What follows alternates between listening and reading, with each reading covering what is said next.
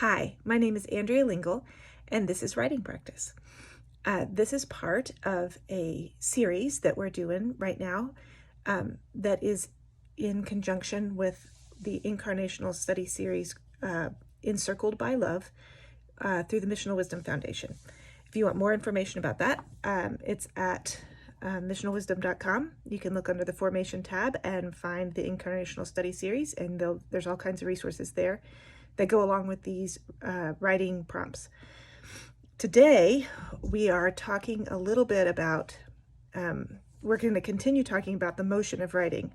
This whole series really sort of tries to drill down on what's real, what's authentic, what's most deeply true about the world. Something small to bite off, nothing big.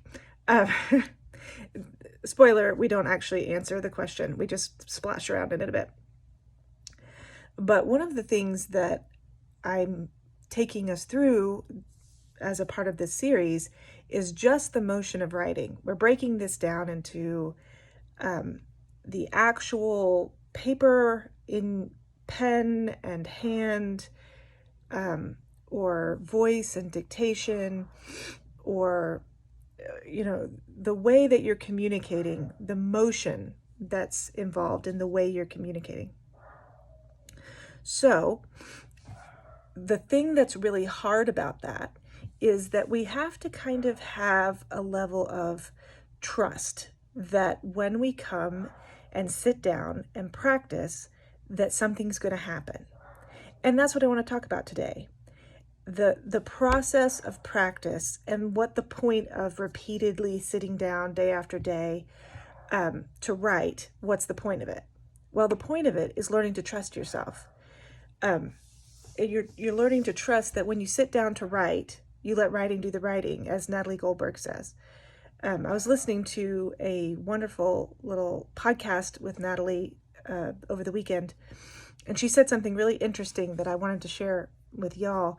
And that was, it's not as if when we sit down to do our writing practice that we're channeling something, like that writing is coming and doing something against our will, or, some sort of woo-woo thing.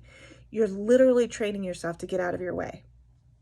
When we do writing practice and when we do spiritual practice, we're training ourselves to get out of our own way so that we can participate more fully in what is deeply true and real in the world.